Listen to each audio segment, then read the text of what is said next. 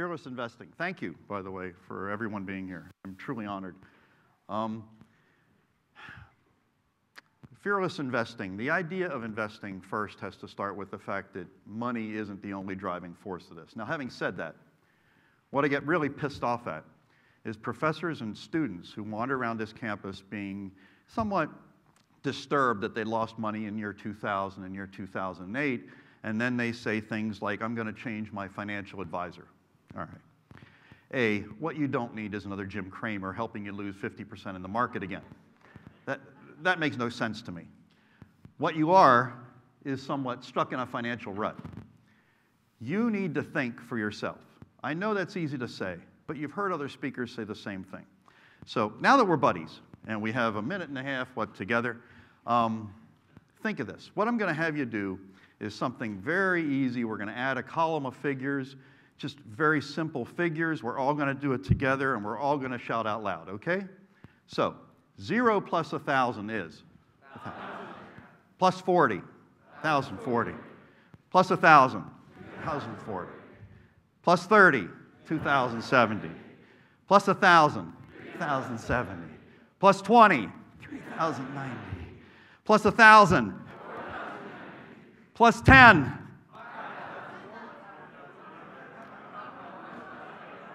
Okay, let's start with 4,090 plus 10. We're at Carnegie Mellon University, okay? We have an issue here, people. Maybe you're not able to. All right. But what it clearly tells you is momentum investing does not get you to the right answer. Okay, now let's try something else. How about do what I tell you to do? Take advice from your financial planner. Okay, put your hands out front and make the okay sign. Put your hand up in the air and make the peace sign. Touch your chin.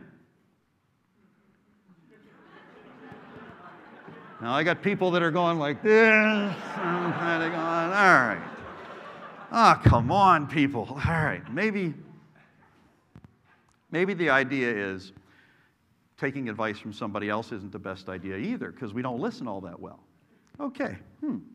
Now, the good news is about investing. It's very simple. You can do this. It only has a couple pieces. Compounding, asset allocation, you need to know when to start, and you really don't have to start with all that much money, okay? The analogy I always give is, say we're playing a round of golf. Okay, and I'm playing with Nathan over here.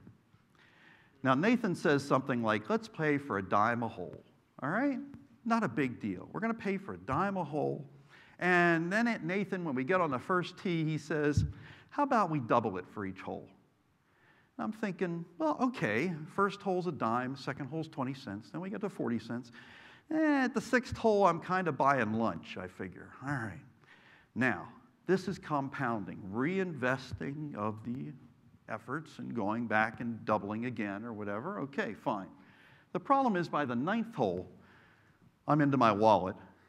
By the 14th hole, I'm writing a check. And by the 18th hole, I'm into a second mortgage on my house.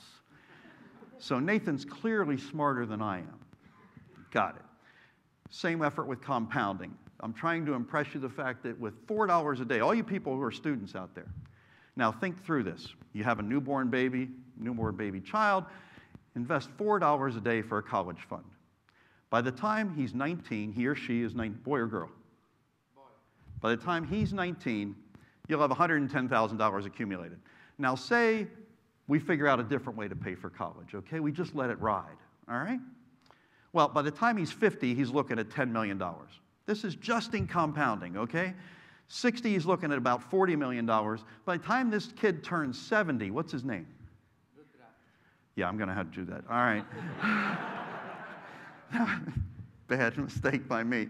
Anyway, by the time this kid turns 70, he's worth $160 million. Now, the neat thing is, your wife, if she doesn't have heart disease or cancer by the age she's 50, average time she'll live is 92 years old. You're stuck in your 70s. So think what fun, if that kid was a girl, how much fun he'd have with those 20 years with $160 million to spend. Oh, man.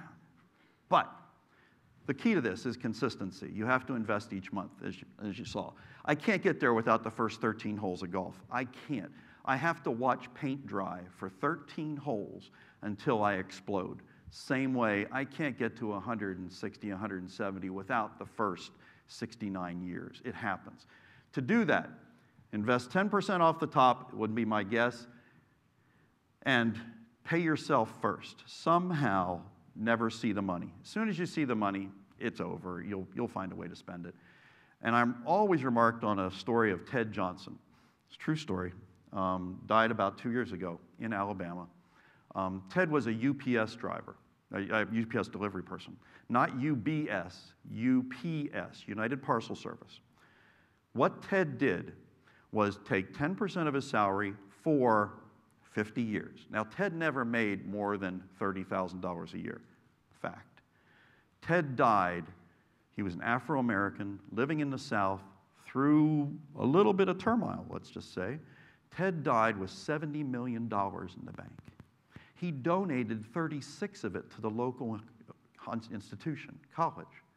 So if he can do it, I'm looking at a sea of humanity here who can do it. You have to be able to do it. All right, okay. Now, what do you do with the 10%? Okay, say you take it out. What do you do with it? Okay, in my world, you have 3 buckets. You have a security bucket, you have a growth bucket, and you have a fun bucket. Investing, I have to give you fun. Otherwise, it won't work. Honestly, it won't work. In the security bucket, this thing grows. It's just regular, money markets, some municipal bonds, whatever, 5%. Growth bucket, stocks, maybe some other investments. Real estate is a bad word right now, but anyway, some real estate. And then the fun bucket, which is a negative return. This is your iPad. This is your,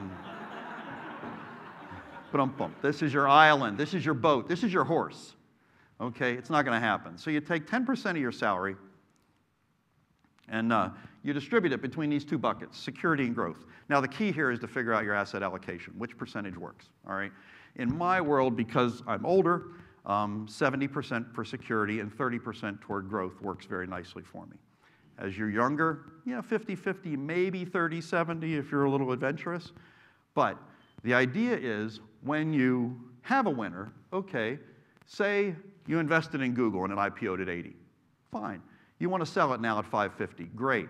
Take 1/3 of the winnings, put them in the growth bucket, take 1/3 of the winnings, put them back in security, and 1/3 put them in the fund, and you never buy anything out of the fund bucket that you can't fund out of the fund bucket. Don't borrow from Peter over here or Paul in order to buy the boat you want or the iPad you want. Don't do it, please, I beg of you. This is really easy because I can say this to you and I can absolutely assure you it works. A, you have to spend less than you earn. I would encourage you to save or invest 10%. I would encourage you to understand compounding, and I would encourage you to maintain your asset allocation. This is a discipline, people. This isn't about getting lucky or hitting the next rim or something like that. No, this is a discipline. This will work. Now, why isn't everybody wealthy? Most of them never define what wealth is. When I was younger, wealth meant a different thing. Maybe it meant a six-pack at the end of the week or whatever. Wealth changes, but set a goal. Don't have it be a moving target. Nobody can hit a field goal with a moving goalpost. It just won't happen. Most people never start. Got it. They're discouraged. They don't make it a must. They continue to make it a should. In our world, and in my world, especially in entrepreneurship, you kind of go, there are so many shoulds out there. I mean, personally, I should lose weight. I should exercise. I should buy an iPad. Until I make it a must, I won't do any of them. And my goal in entrepreneurship here, oftentimes at Carnegie Mellon, is to keep people from shoulding all over themselves. Boom. I got it. Okay. Most people don't follow their plan. They make it, and they hand it off to a financial planner. I'll tell you, the first time, you need to understand you're the only person that can paint your house. You're the only person that knows your financial condition. I don't care how well you explain it to me or anybody else, you're the man, or the woman, sorry. Most people give up in the way of financial challenges. You don't sell when the Dow's at 6,600. You don't. That's when you're thinking of buying, unfortunately. And Warren and all the good investors know that. People don't get wealthy because they stop asking why or why not. In my class, I normally come in with 3 jars. one jar of what I put half full of what are called big rocks. I mean, the big things that matter in your life. The second jar is one that has pebbles in it, only half full with pebbles. You know, these are the things that, you know, they're okay. They're good. I'd like to have them, but, you know. The last one is sand. It's all the noise I have in my life. And you go, okay, now, there's only one way to combine this really well into a life. And that's to start with the big rocks. Start with the things that matter to you. Combine it with the pebbles. Shake it up. The pebbles will surface and all go down. And then combine it with sand. You'll actually get all three in there. And that's the only way it'll work. If you start building on noise or start building on pebbles, you'll never get it all in there. So I tell people, please, never stop asking why or why not. Your personal solution, it just takes time. You need to be content with watching paint dry for a while. You do. Compounding, maintaining asset allocation, you can manage your money, and you can manage your money. And by the way, the secret to wealth is gratitude, knowing to help the people that helped you get to where you are today. That is the key. Now, when they asked me to come up here, they asked me to give and try and think of the fearlessness, most, whatever adjective that could be, person that I've ever seen. And I've started a whole bunch of businesses. The most recent one is GetABBY, but the idea is, you know, I looked back and I said, okay, who's the most fearless person I know? And there's a story I always tell because I can't think of anybody that's even better than this. I was judging a beauty pageant, true story, you know, a whole bunch of years ago. Got it, I know. Sexist, male chauvinist, I get it. I get it all the time. And there was a talent competition that associated with the beauty pageant. And she was a cute little girl. She just had learned baton twirling about a week beforehand. She wasn't very good at it. And so, by virtue of that, she would, you know, kludgily take the baton and wrap it around her, and it got really ugly, and it was just nervous to almost watch. And we were positioned right about, what's your name? Blue shirt here. John. Right where John is. And going, okay. The big finish to her act was throwing this baton up and catching it and then finishing off the act. Okay. The problem is in practice, she couldn't make it. It went this way. It went toward John. We as judges, there are 4 of us sitting here, we were scared to death. This thing was coming our way. We knew it. We just couldn't stop it. And the night came around for the pageant, and it was if you remember the old song, The Hustle, or whatever. All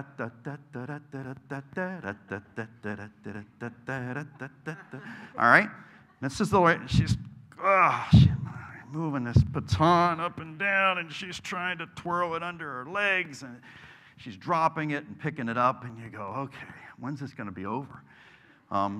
Big finish came. We know she's going to throw it up there. She throws it up there. That's the good news. It went up. The bad news is it didn't come down. It got stuck in the rafters. In the wires and everything up here, it got stuck. Now, you have an issue. What do? Okay, are you fearless or not? What do you do? A lot of us could have claimed hardware failure. We didn't get the tweet. We didn't get the Facebook message. We would have left. Not a problem. And we all would have forgiven you. What this girl did was amazing in my world. And this is what caused her in my world to be the most fearless one I've ever seen. She created a baton. At this point, she caught the baton and she became the greatest baton twirler you'd ever see. She was under her legs. She threw it up and down, up and down, up and down. She was having so much fun with it, she created another one. So now she has 2 imaginary batons throwing up and down, down, and under the legs, up and down, up and down. The guy in John's seat, seated right behind me, said, Ethel, she's twirling them so fast I can't even see them. With that in mind, what I wrote was a fearless rap, okay? Now, what I need is this half of the room to stomp their foot slowly, okay? Slow, keep it slow. I'm old, all right? Now, I need this half of the room to clap on the offbeat, okay? Slow, slow, easy, easy. Come on, have mercy on me. slow this thing down. I'd like to thank you for being here. Thanks for sitting and lending an ear. Don't forget what I said. It's not just a rumor. Fearless investing ain't so bad if you keep a sense of humor. There are going to be days when nothing goes right. Those will be the days when your schedule's too tight. Your car quits running. You're 30 minutes late for the most important meeting that you had to date. You say to yourself, nothing could be worse. Take my body, take my soul, and put it in a hearse. But wait a minute, friends. Don't pull out your hair. At least you're not twirling a baton, and the baton isn't there. Thank you. Thank you very much.